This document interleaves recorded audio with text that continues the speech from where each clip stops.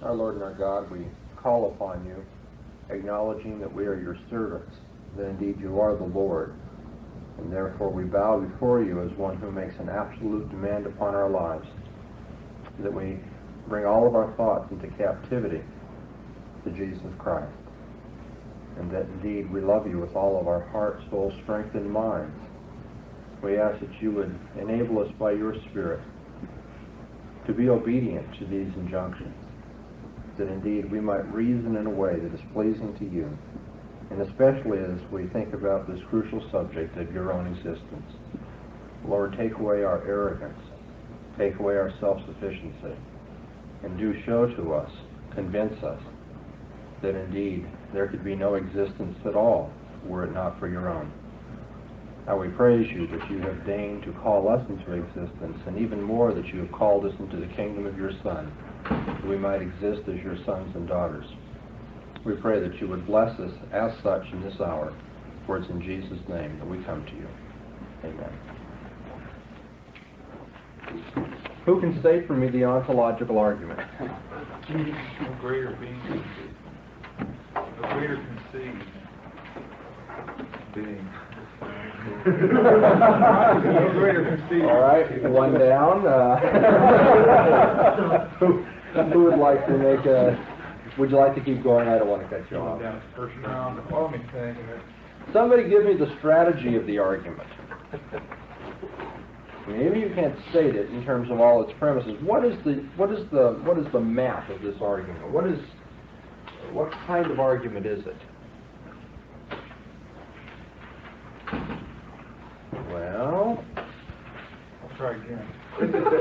Our idea of God is what I can conceive of, and it really doesn't hinge on actuality.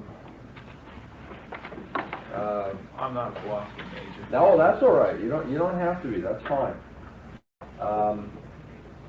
There's some ambiguities in what you're saying, I'm afraid, that perhaps not the best summary for the sake of getting started here. Let's come back to that, though. Yeah. The mere fact that it is possible for me to think of that which is perfect makes it probable or even necessary that it exists. The question of probability is altogether out of the story here, because this is a proof that appeals to a priori notions and to pure reason.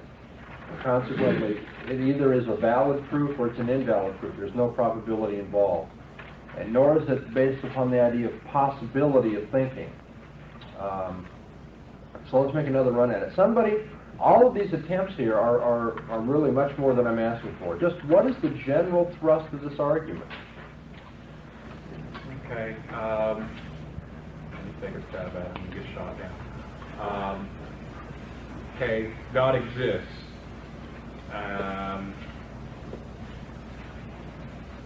And God is the most perfect thing conceivable. This is where the concept starts out. Okay.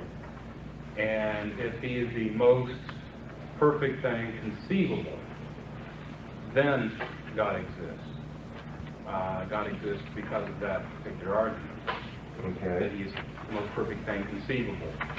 Okay. You're starting with what then? What is the foundations from which this argument proceeds? Concept. A certain conception of God, right? Okay, so we have a certain conception of God, and from that conception we can deduce his existence. Now this is the heart of the ontological argument.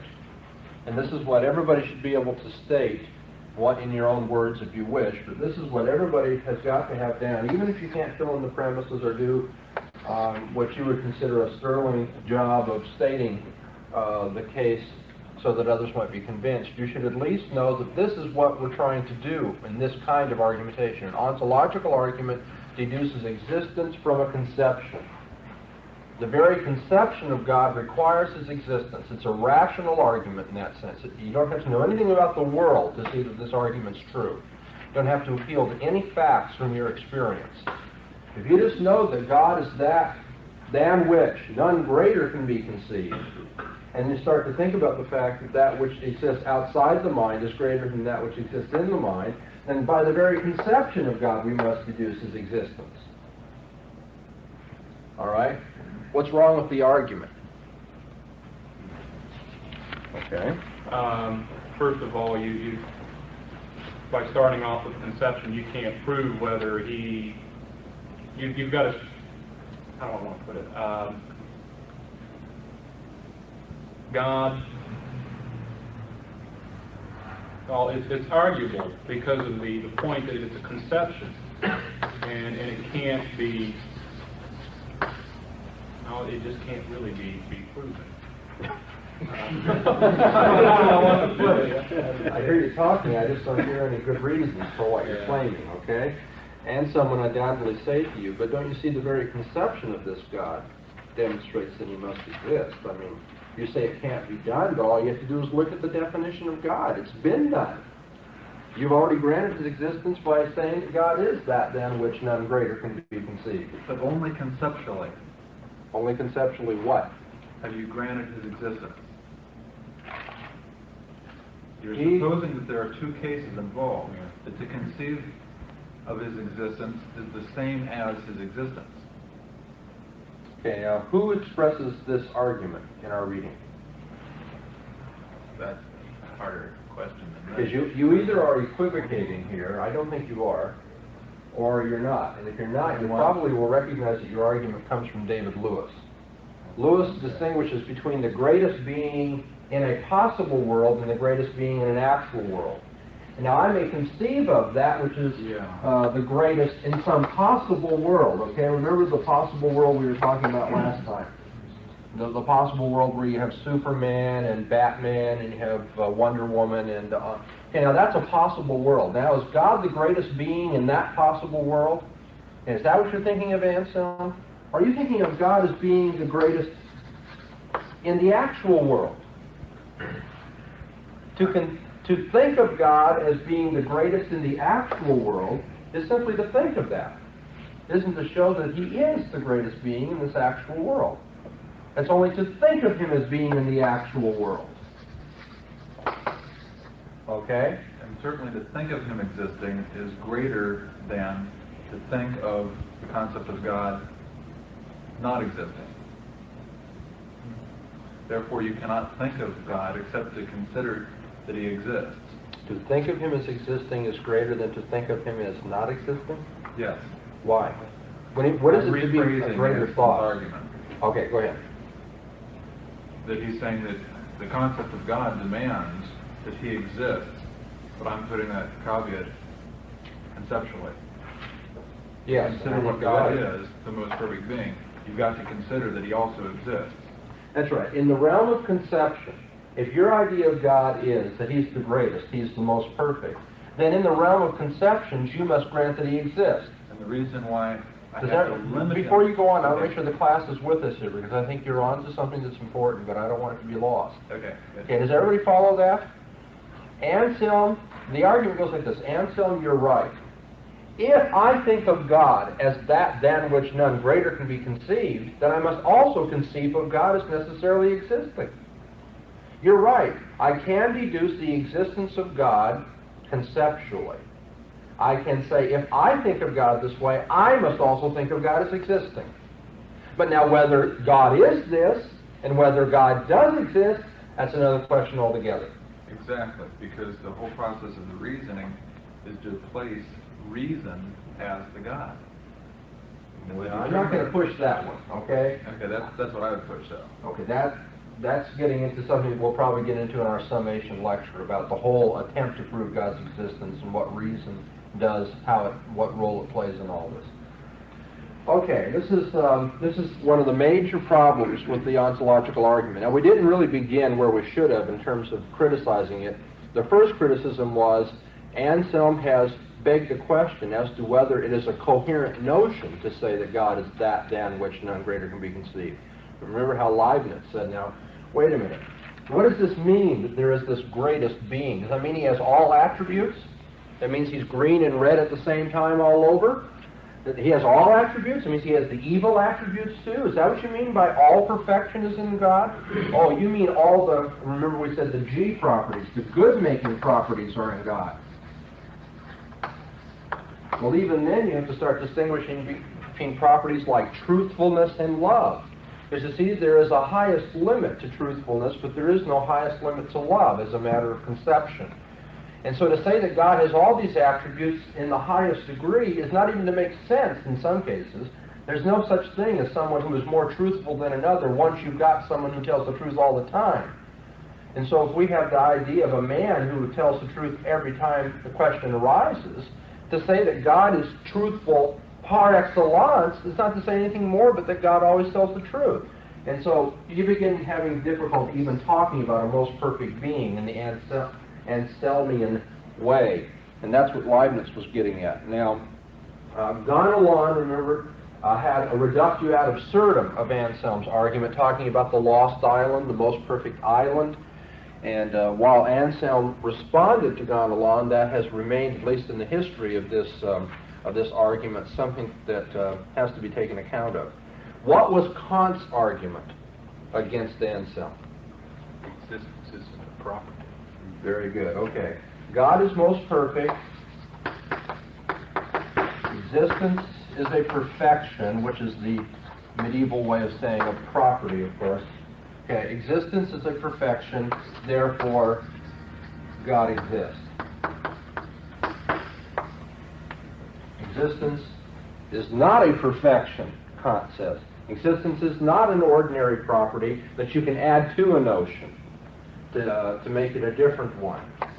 It doesn't make it a different notion, consequently the argument is faulted because the second premise is not right.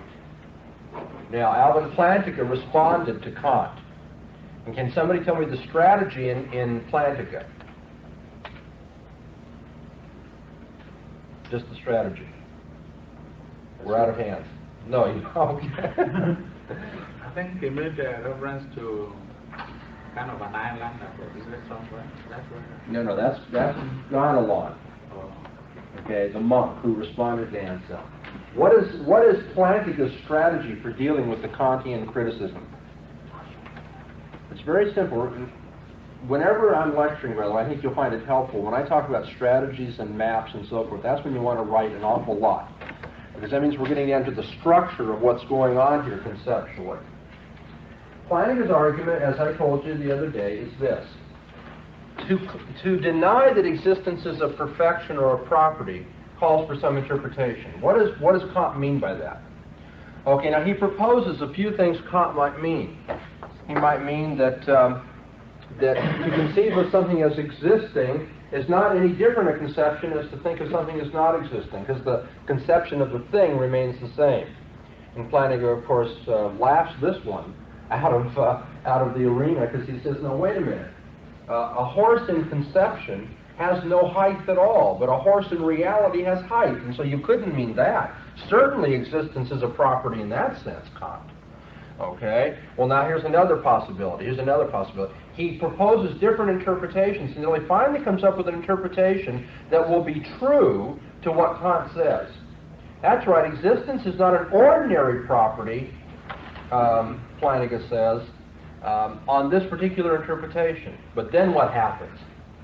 Anselm is not interested in that interpretation. He says that has nothing to do, it's not even relevant to Anselm's argument. And since it's not relevant, the sense in which Kant says existence is not a property doesn't affect Anselm at all. So that's one attempt to save Anselm. Now another attempt to save Anselm was Norman Malcolm's attempt. which you read. And now, in general terms, without giving all the details, what did Malcolm attempt to do? Well, what did Malcolm claim about Anselm after Gonalon criticized him? Anselm, yes. He reformulated his argument. Exactly. He reformulated his argument, now not using the concept of existence as a property, but necessary existence as a property.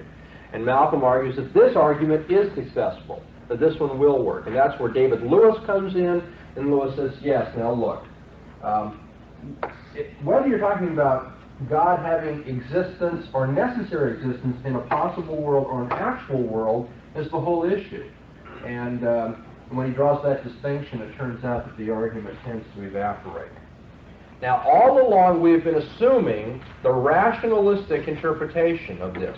That is the more or less Platonistic direction of Anselm's philosophy. But there is another whole tradition that says that Anselm was not arguing this way at all. That is, let's suspend all of our most ultimate convictions and see if we can prove God's existence. This other interpretive approach says that Anselm was really reasoning in a what might be called presuppositional way.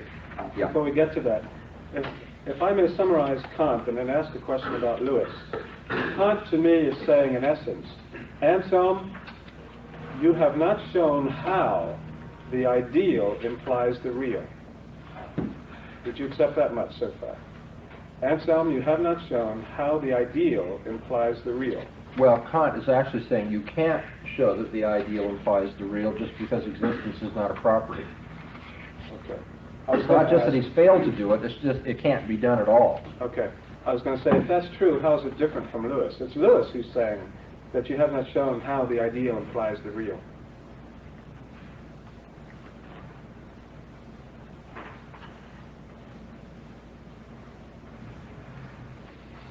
Okay, I'll buy that as one. I was interpretation of Lewis. equating Kant and Lewis.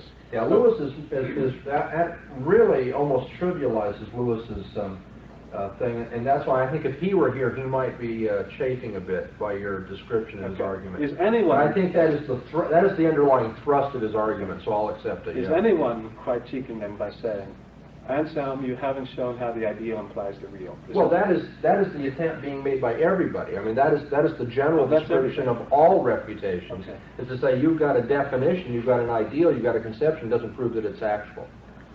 Yeah, and what we've been looking at are different ways of doing that. The reductio ad absurdum of Gonalon, okay, the denial that existence is a predicate in Kant, and so forth. This distinction between conceiving of something in a possible world, conceiving of something in an actual world, in David Lewis, which is the more sophisticated argument. Okay, but now let's clear the register, okay? We're going to take a different approach to Anselm, the approach that says he's really reasoning on the basis of a Christian presupposition. Remember that Anselm writes this document as a prayer. He is reasoning in the presence of God. He is not reasoning to somebody who denies the faith. When Gonalon questions some of his reasoning, Gonalon says, I don't have this conception of God than which none greater can be conceived. And immediately Anselm says, oh, I appeal to you as a Catholic monk. You certainly do. You have faith. You trust the Scriptures. You know this is our conception of God. And so it becomes rather evident in the way that he deals with criticism, in the way that he's writing, the way he addresses God, the way he says, help me think this through, God, so that my faith will be enriched. So having once believed in you, I might now understand what I believe. It's rather clear to me that at least in some areas of this discussion in the proslogium, that Anselm is trying to reason out from within the Christian world and life view. And that's what I'm getting at. We have to take a different approach to him now. He's trying to set forth the role of God's existence within the system of Christian faith. Not trying to prove the Christian faith to somebody who wants to deny everything, all the presuppositions, but he says for us as Christians, this is the role God's existence has. It's necessary. If you understand the Christian idea of God, then God must exist, at least within that framework of thought. God has necessary existence for us as Christians. His existence isn't just like any other kind of thing, like maybe a 68 Thunderbird. You know, it isn't as though it might exist, it might not exist. It's not like us. We might have been born, we might not have been born. God exists necessarily. Okay, so this is an approach we can take to Anselm as well. And I'd like to play it out here for a few moments. I've read you the quotes from Anselm. Let me give you a reconstruction of his argument. It would seem that the proof is an appeal to one's most basic commitment, and that his commitment with respect to a paradigm of perfection. What, to your way of thinking, what in your most ultimate commitment of life and thought is the paradigm of perfection? Anselm says for us as Christians, it's God. God is the paradigm of perfection. And that, there's two things going on here. Get all this rationalistic stuff off the board. There's two things going on here. We need a paradigm of perfection. And Anselm says for Christians, this is God. Moreover, this claim that the paradigm of perfection is God is a most ultimate claim. It is our presupposition, to use the modern language. Okay, note that God is the paradigm of perfection, and this is a presupposition for a Christian. Now, this is rock bottom. I mean, there's nothing that goes beyond this sort of reasoning for us. You take this away, you take away our faith.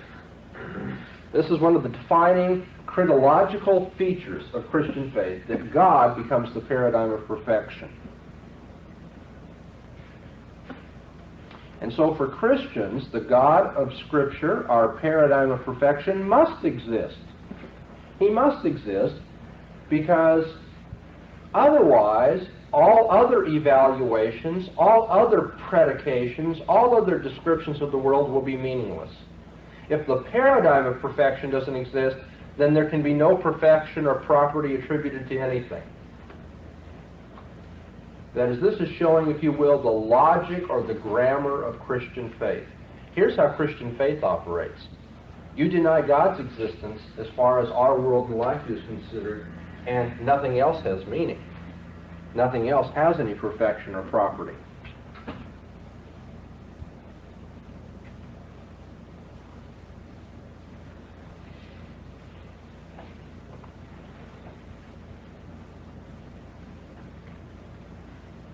Now the argument would continue that without this particular paradigm of perfection, there can be no meaningful predication for anybody. Okay, I show you the logic of Christian commitment. God is the paradigm of perfection, and if you deny that paradigm, everything else is meaningless. Now, Anselm might add, and the unbeliever has no competitor. The unbeliever can't even offer another paradigm of perfection that will allow for meaningful predication, meaningful description, attribution of properties to things.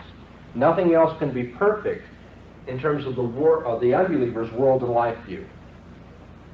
And that argument could be continued, it seems to me. I'm not going to spend a lot of time on it, but it would be something like this.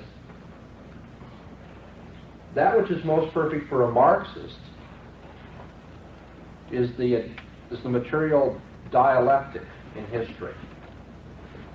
But of course, since there is no God, no sovereign personal God controlling whatsoever comes to pass in Marxism, the dialectic, the materialistic dialectic of history, is predicated on a metaphysics of randomness and chance. But if that's true, if what lies behind everything is chance, to put it very simply, then whenever a perfection is attributed to something, a property attributed to something by a Marxist, that can't really make sense because it's only an appearance. Because chance, really, the irrationalism of history makes it impossible to say anything for sure about anything else. Okay, I'm not going to go any further than that because we're going to come back to this reasoning over and over and over again in our course. But now that might be one way we could approach Anselm. I'm going to take this a step further now. I'm going to get a little more personally and passionately involved in this issue. As a matter of fact, I think that's right. As a matter of Christian commitment, I think the ontological argument does function within a presuppositional setting in a way that we as Christians want to endorse. And I'm going to give you my own approach to it.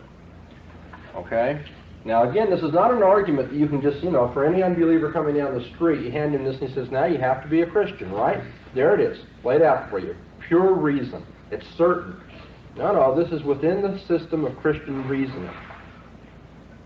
Okay, and it goes like this. If God is truly the Lord, if God is the Lord, and not merely someone who is conditioned to my thoughts or relative to my attitudes, somehow dependent upon my actions, if he is the Lord, then there must be a sense in which he exists in himself. If God is the Lord, there's a sense in which he must exist in himself. I'm going to be arguing from the idea of lordship, then, to the idea that God exists in himself.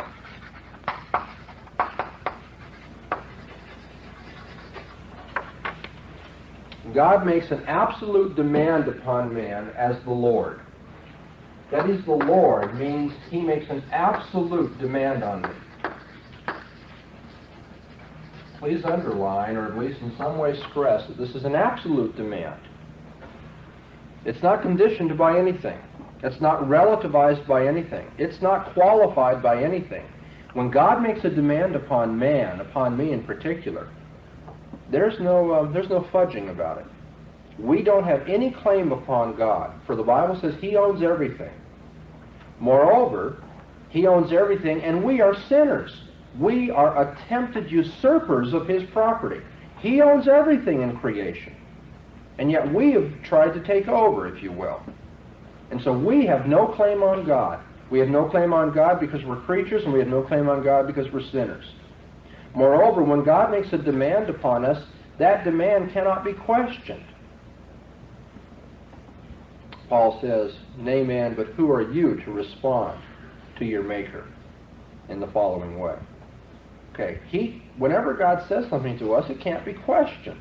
Moreover, when God makes a requirement or makes a demand of us, lays a demand upon us, that transcends all other loyalties. Jesus says you must hate your parents if need be to follow me. Nothing takes precedence over the demand of God. Nothing. It supersedes all other loyalties, and it covers all areas of life. So whatsoever we do, whether it's eating or drinking, we must do to the glory of God. Look at this absolute demand. It can't be questioned. It supersedes all other loyalties, and it covers every domain of life. And if that's the case, then God, as the Lord, is our ultimate standard. God's not accountable to us. He is the ultimate judge. He is the ultimate standard of all things. Now, let's take this a step further. For a Christian, the absolute demand of God is made upon our actions as well as our beliefs. God doesn't simply say, do the following with your body, but I really don't care what goes inside your head. God also makes requirements as to what we will believe and how we will think and reason. That is to say, the absolute demand upon God, by God, is made upon our ethics as well as our epistemology.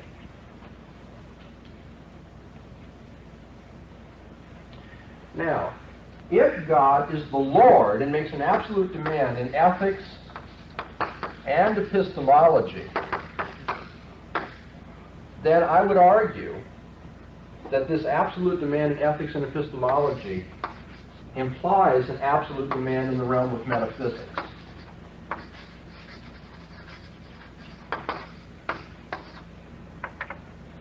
We must have a particular view of the being of God if he makes an absolute demand in our behavior and our thinking. We cannot look upon God as having the same kind of being as other things. God has a unique ontological status. In some sense, because he's the Lord, his ontological status is going to be unique for the Christian.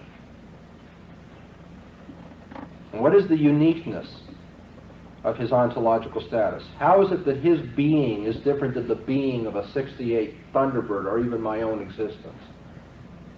Well, it's different in that because God is my absolute standard, because God is the absolute judge, because God is the fundamental presupposition of my thought and behavior, I can't think of him as not existing.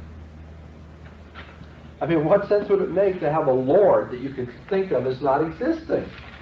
Obviously, that kind of Lord would not be making an absolute demand upon you.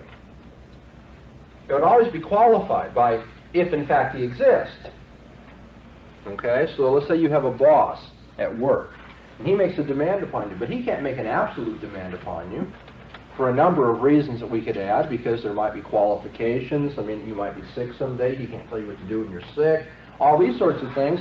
But in addition to that, in terms of the way you think about this boss, you can say, well, you know, he might not even exist. I mean, it's possible that he was never born. So, I mean, his demand upon me is not absolute. He doesn't have any unique existence. He's just like me. But that's not true of the Lord. The Lord makes an absolute demand, in which case I can't think of him as somehow qualified in his being any more than I can qualify his demand upon me. You see, if I did think of him as not existing, then I wouldn't be submitting my thoughts to him, would I? And is it obedient before God to pretend that he doesn't exist? Of course not. I wouldn't be regulating my life according to him if I thought of him as not existing. And therefore, I cannot think of God's existence as somehow questionable or contingent. Well, let's kind of wrap this all up here and see what we've been saying then. By recognizing God's unique status, epistemologically and ethically, there is a certain metaphysical framework established for the Christian. And that entails what we will call now the necessary existence of God. The very uniqueness of his existence, his ontological status, is that he exists necessarily for the Christian. And so unlike the autonomous spirit, which feels it needs no revelation from God, this form of the ontological argument is based on Scripture and has, if you will, a religious ethical orientation. It has a religious ethical force to it. To really understand the conception of God presented in the Bible is to conclude that he cannot but exist. Let me say that again. To really understand the conception of God as presented in the Bible is to conclude that he cannot but exist. He necessarily exists if you understand the Christian conception of God as Lord.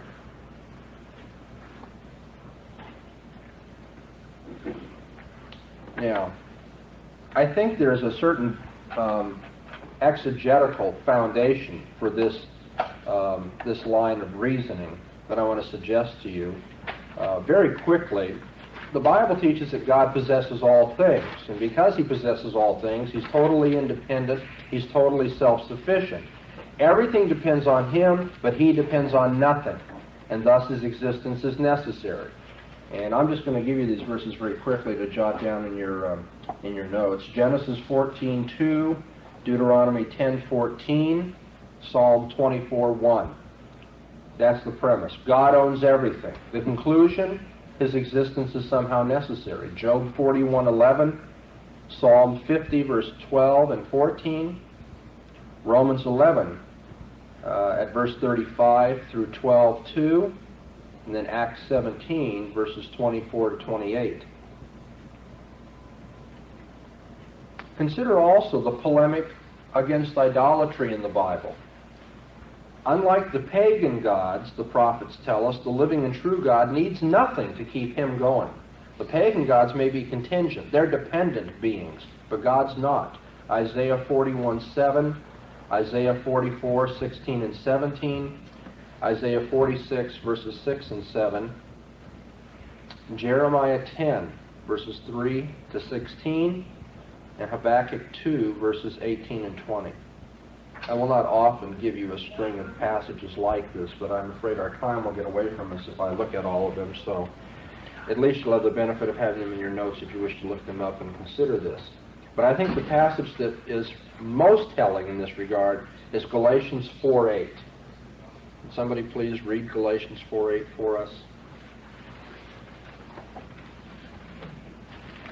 While that's being looked up, John 5:26, John 1:4 are passages that, it seems to me, illumine what we're going to read in Galatians 4:8 also. Okay, Galatians 4:8, anybody have it yet?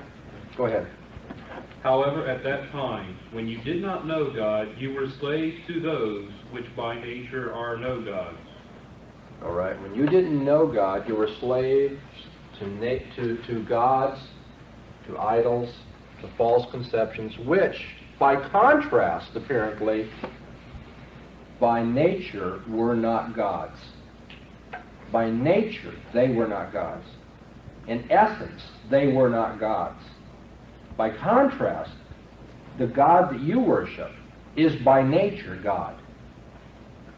Now, we're not talking about in terms of something in the created world. By nature here is being used in almost the linguistic or philosophical sense. He is essentially God.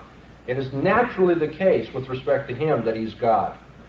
Now, these other things were not by nature gods, but he is by nature God. The implication is that the Christian's God is God inherently.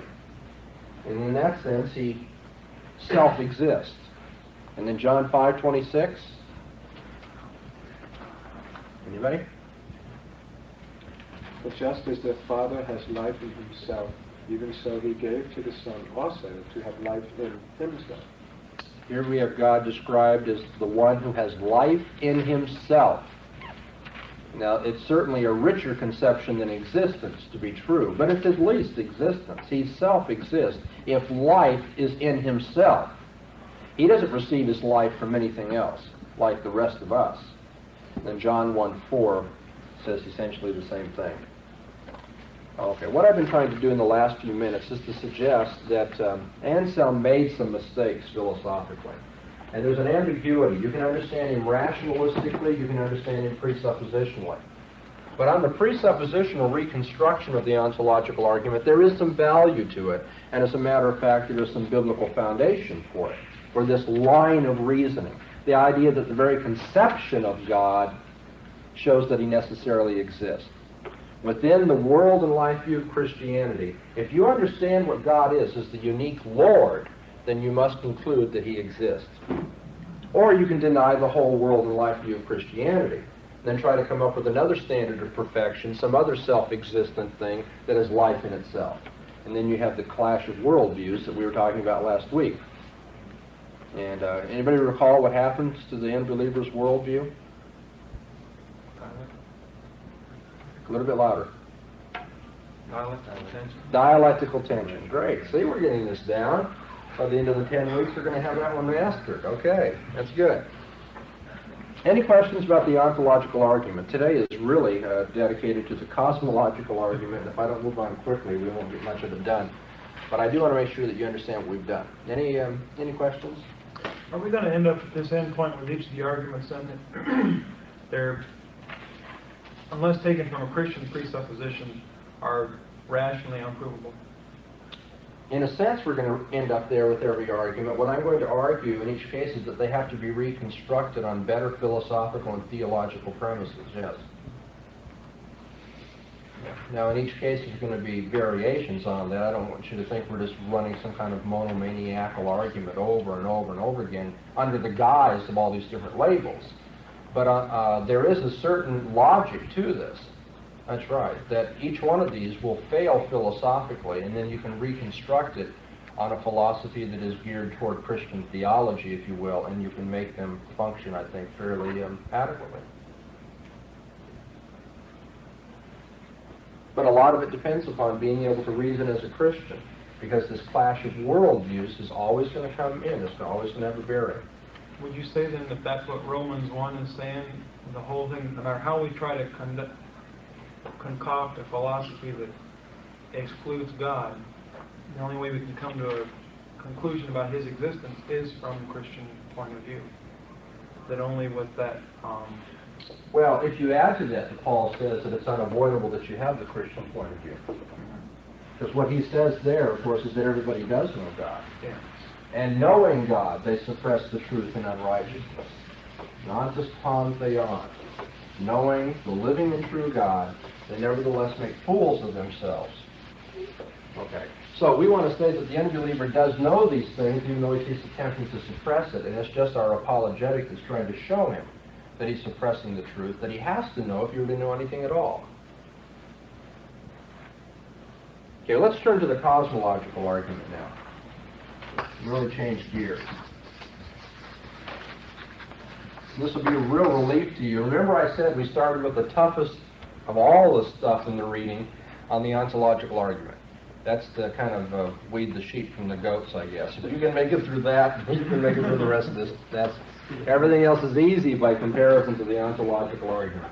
And the reason for that is that the ontological argument makes no claim to be a philosophical explication of some intuitive notion.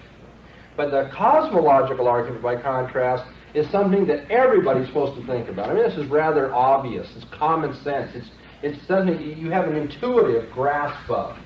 Now, ontological argument, you have to learn some philosophy to be able to make that one work. But everybody can reason this way. It has a certain obviousness about it, it is thought. Okay, so we're going to move into some easier terrain, although the philosophical issues are going to be stiff, to be sure. Let me say a word or two about Aquinas before we talk about the cosmological argument itself. St. Thomas Aquinas. First, a word about faith and reason. We're going to come back to this in our evaluative lecture in a week or so.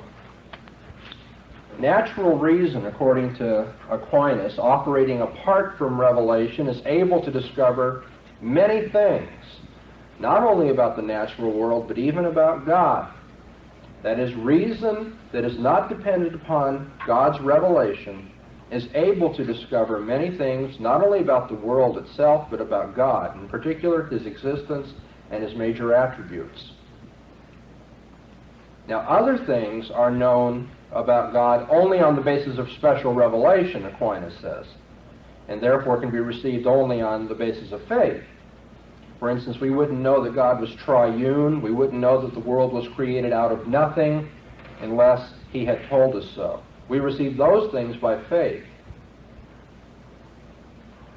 But there are some things which are provable by natural reason, apart from faith.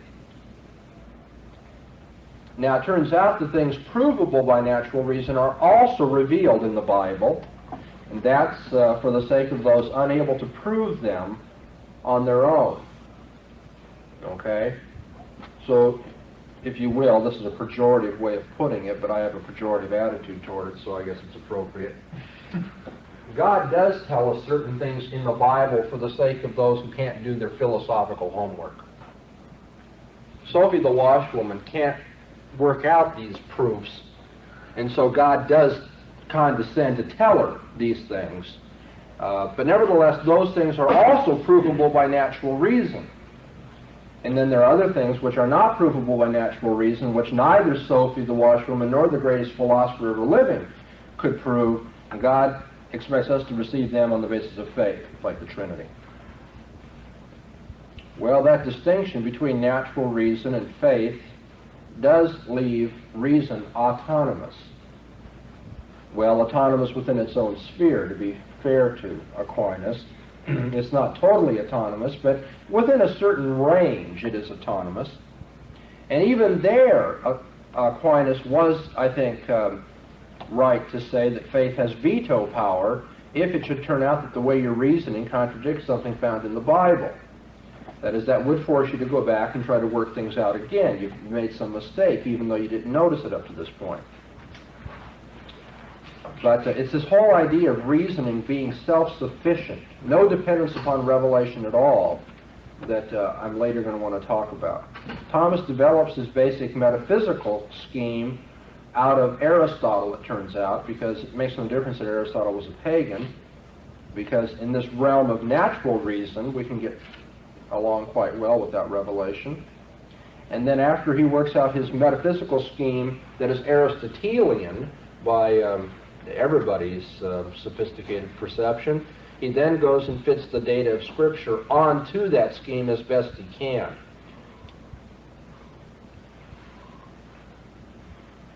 As to epistemology,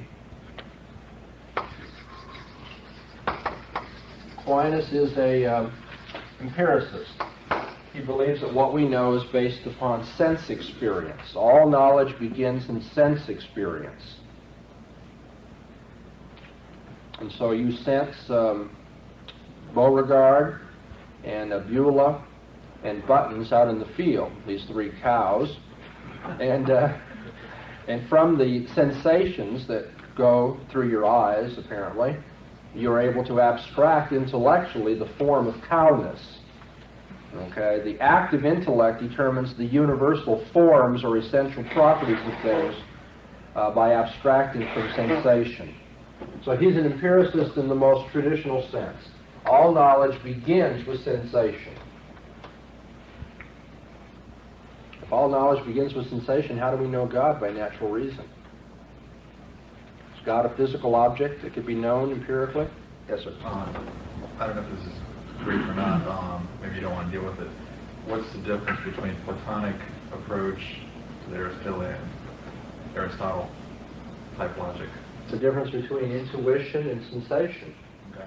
Plato knows the forms by intuiting the forms, and it has nothing to do with abstracting from his sense experience, which is totally unreliable according to Plato.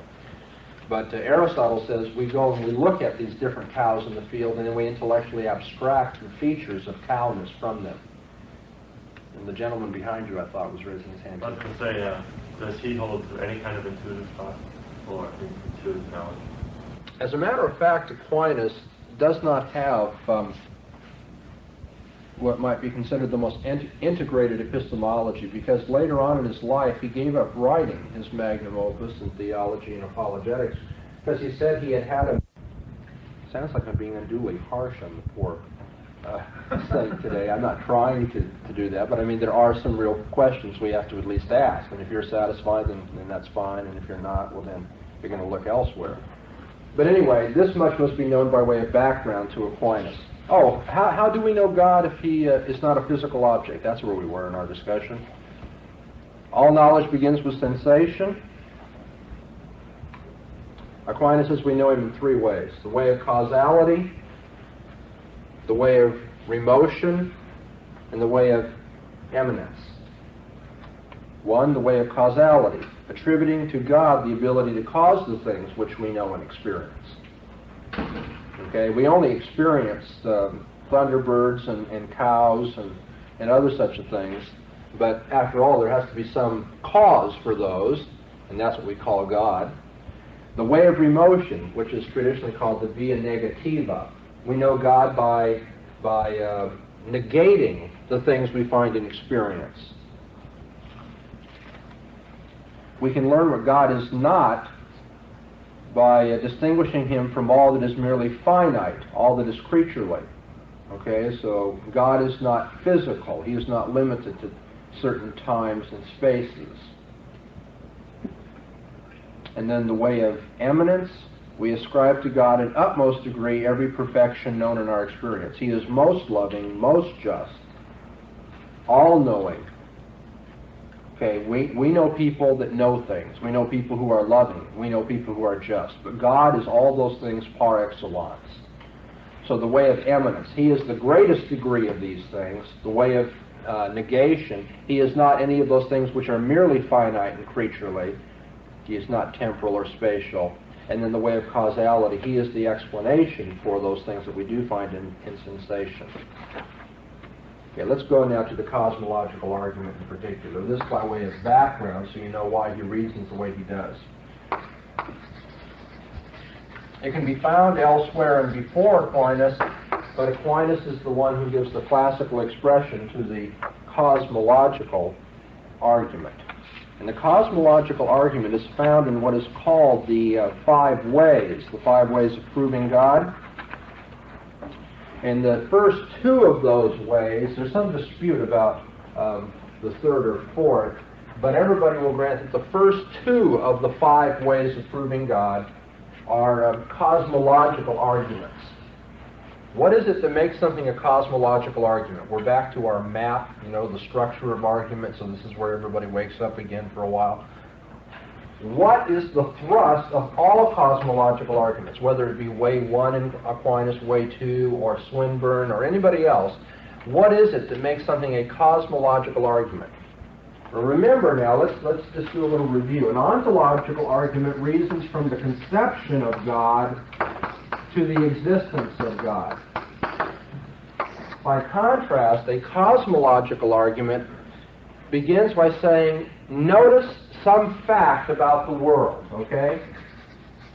Note some fact and experience.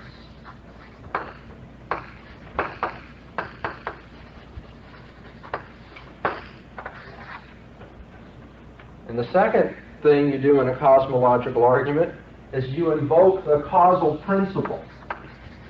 What is the causal principle?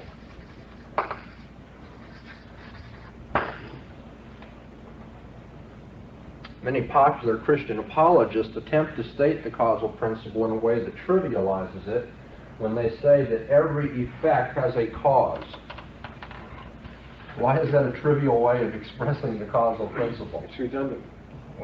Well, yeah, okay, it's redundant, but effect is just defined by something that has been caused, and cause is defined as that which gives an effect.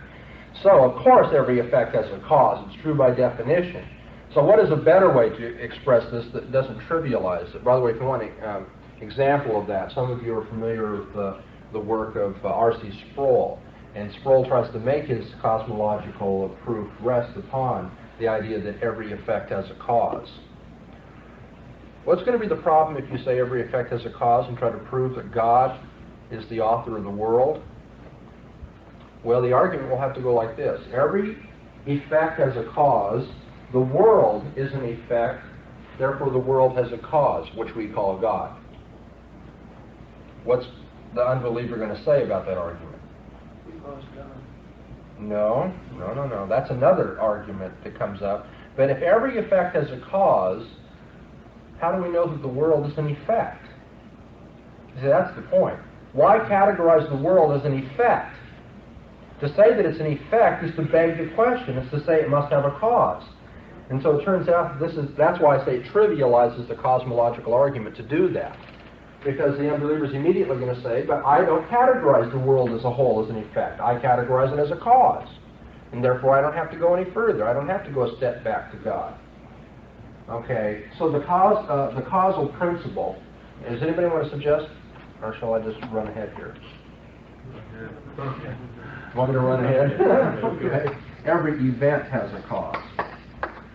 Okay. Every event has a cause. So we note some facts about the world, something in our experience, then we invoke the causal principle. What sort of thing might we what sort of thing might we invoke about our experience? What do we want to note? Well, Aquinas said you might note that change occurs. Right? You were sitting in one position 5 minutes ago and you've changed in your chair, okay? Something has happened. There's something different about the world now. Change occurs in this world. Or even more mundanely, something exists. Hardly the sort of premise anybody's going to want to question. There's something exists, okay? So if you note this, that something exists, or you note that change occurs, and then you appeal to the causal principle that every event has a cause, what's the conclusion? There must be a series of cause and effects that precede what we have noted in our experience. Okay, so let's say we've noted the change of a young man to an old man. Now, if we see this change and we appeal to the causal principle, then there's going to be a series or a sequence of causes and effects that precede what we have noted. That is the aging of the man. Okay, but that doesn't complete the argument, does it? Okay, if you will, you can call these the first two premises. And this is a sub-conclusion. But now, another premise has got to be added. And Aquinas adds that immediately. And what is it? What is the missing link? He's proven a series only. Now he's got to do something to get to God. The conclusion is going to be down here that God exists. Again, many evangelicals, I think, misconceive the cosmological argument by going simply from here, if you will, from 1 and 2 to 5. But that is not right, and it's philosophically horrendous to think that you can do that. What you prove is a series, and now you must add another premise, and from the series you'll get to God. And that premise is? You cannot have infinite number of causes. You must come to ultimately it must come to a first cause. Very good. You have to deny an infinite causal regress.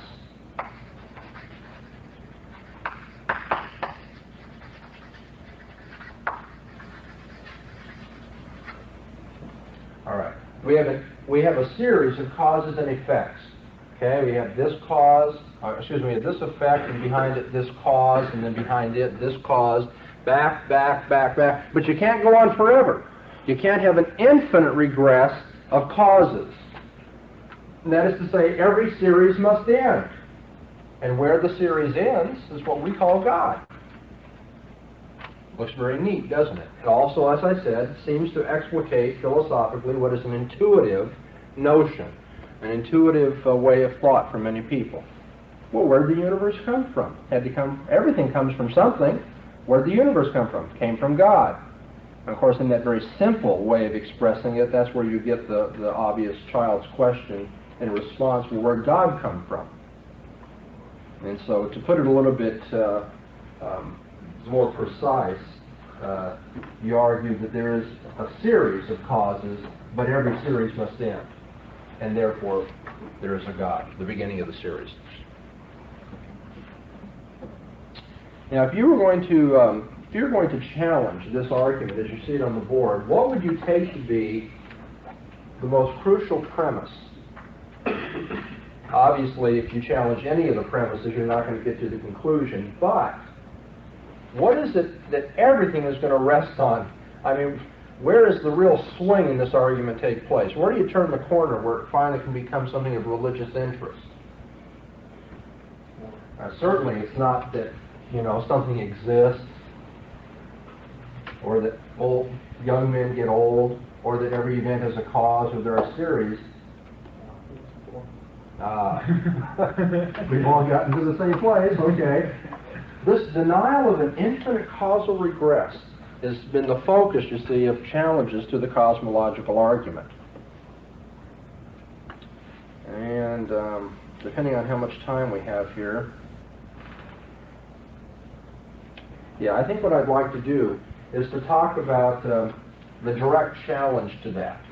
There have been direct challenges to the idea that there can be no infinite causal regress, and then there have been attempts to reformulate the cosmological argument without this premise. Yes?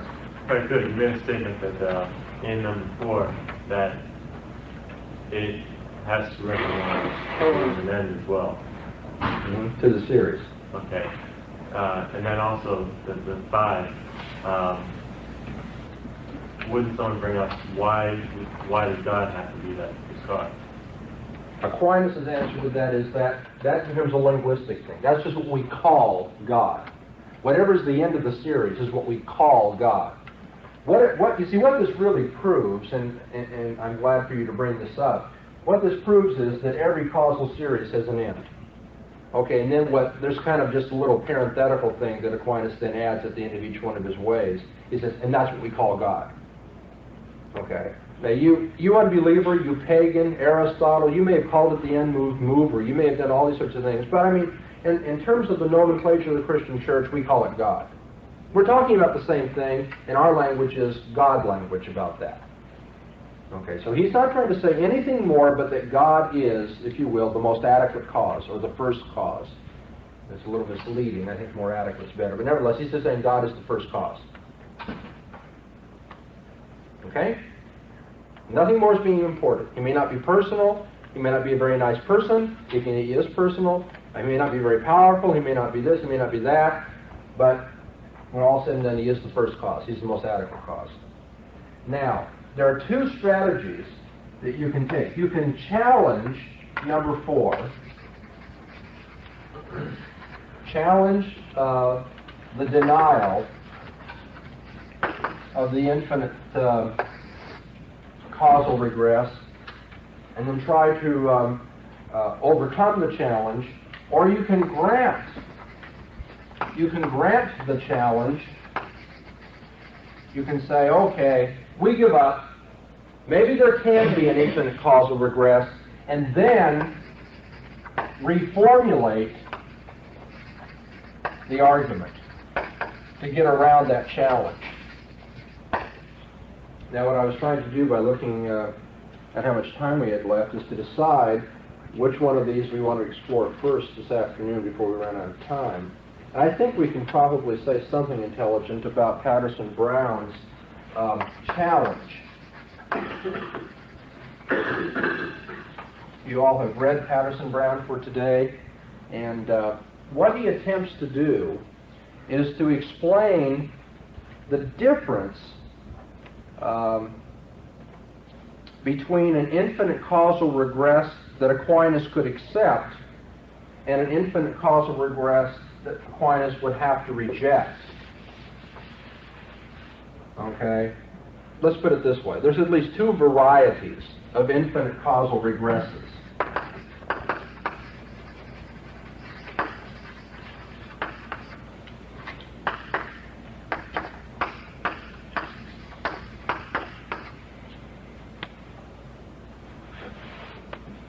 Okay, there's at least two kinds of infinite causal regresses, one of which Aquinas could accept. In fact, his literature evidences that he did, and another kind that he could not, one that he would have to reject. Okay?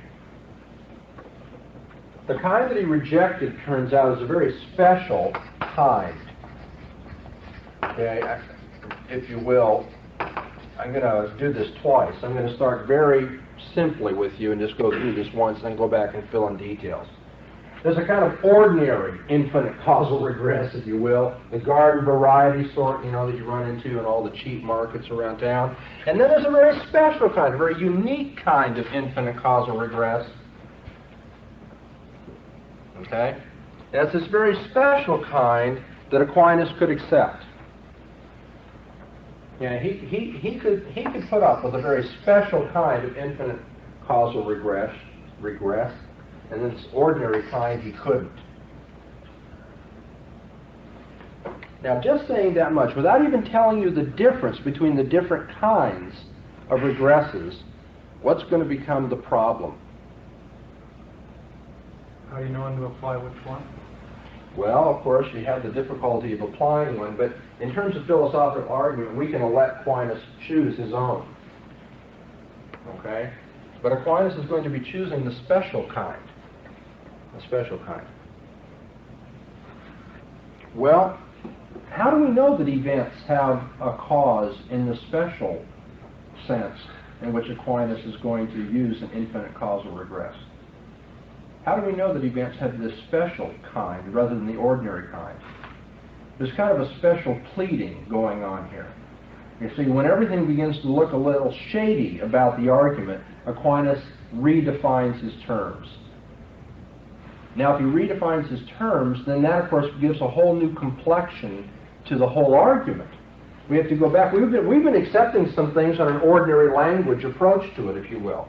We've kind of taken for granted, okay, things do exist, events have causes, all this sort of thing. And now, lo and behold, Aquinas introduces a new idea of causation. You say, well, maybe not every event does have a cause then, in the special sense. Now, do you all follow this? Aquinas says every event has a cause. And then it turns out he's going to talk about causation in a special way. Sir? If there's there's even one case where infinite causation is possible, then that series of causation needs no creation. And it may be true for many other series as well. Special causation may not exist. I think what you're actually doing is taking the other approach to this that I've now erased and we'll come back to after our vacation. There have been those like Samuel Clarke and Ed Rowe and others who have wanted to say, well, okay, maybe we can have an infinite causal regress, but there has to be some explanation or some cause for the entire series, taken as a whole now, not just of the individual members. And if I understand your remark just now, that fits into that line of thought, right? Not exactly.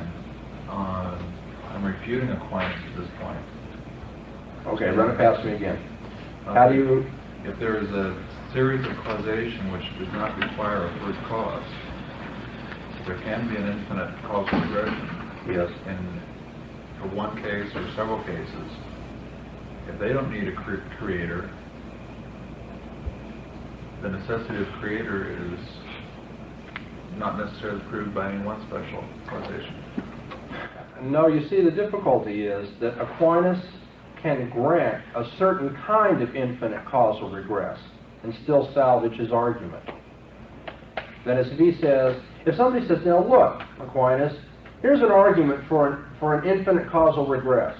And Aquinas listens to the argument and he says, well, you got a point there, but that isn't the kind of infinite causal regress I had in mind. You see, he can escape his tormentor by now drawing a distinction. He can say, well, what you were talking about, yeah, you're right, you win there, but over here there's a different kind of infinite causal regress, and boy, we sure can't grant that kind of infinite causal regress.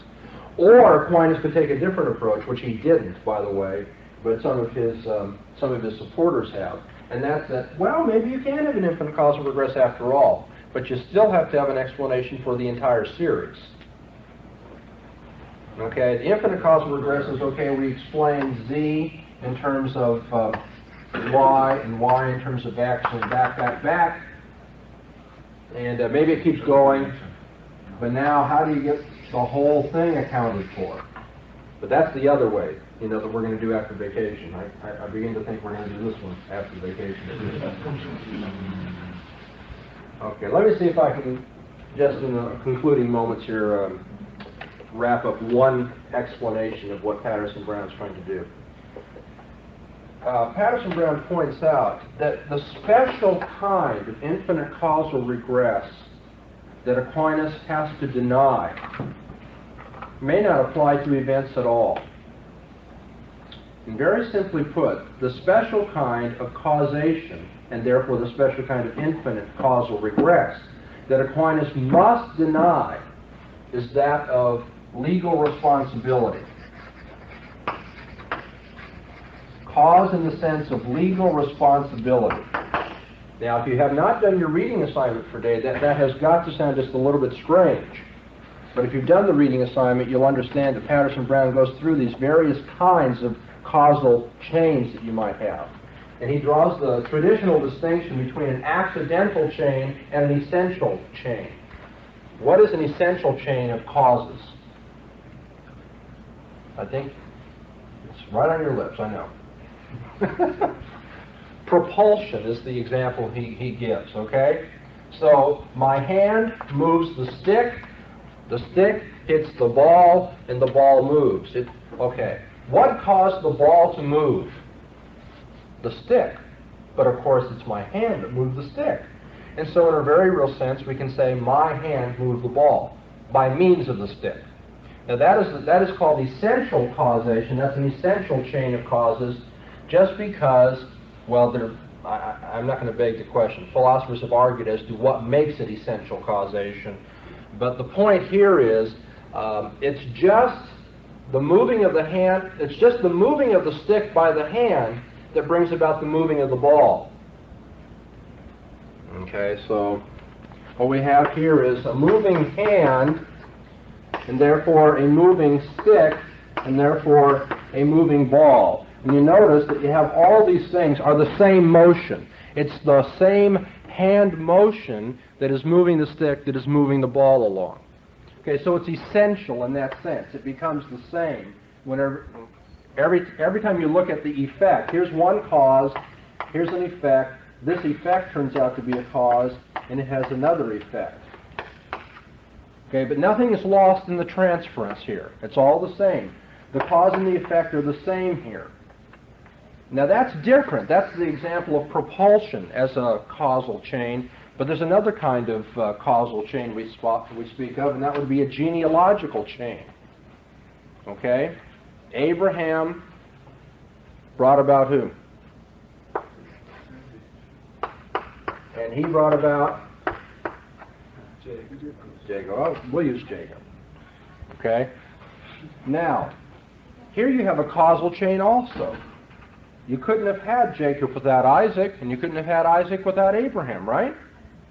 But what's different? It isn't true that Abraham is the cause of Jacob. It is true that the moving of the hand is the cause of the moving of the ball. And that's because there's an essential causation here. Because the effect is the same as the cause. It's just in this that you see the essential part of it. But now notice, Abraham begets Isaac. Isaac begets Jacob. The effect here is not the same as the cause. Abraham is a cause. He causes an effect. Isaac, his son. And it turns out that Isaac goes and does something that brings about somebody else.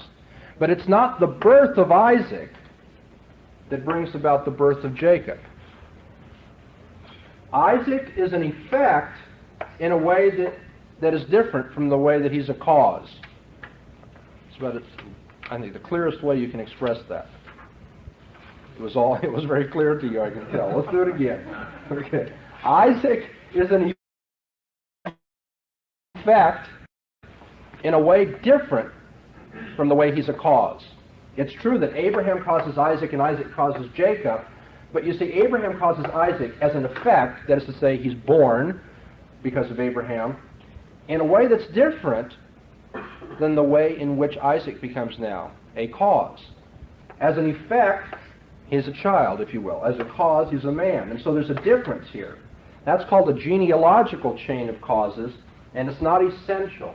In medieval philosophy, it was called an accidental chain of causes. Okay, so Patterson-Brown, Patterson-Brown distinguishes between these two, and then at the end of his article, he introduces another notion of causation, not just essential causation and accidental causation. He introduces the whole idea of legal responsibility causation. And what's his example there? Remember the autopilot? Yeah. Okay. Mr. Alpha hits Mr. Beta, who hits Mr. Gamma, who hits Mr. Delta.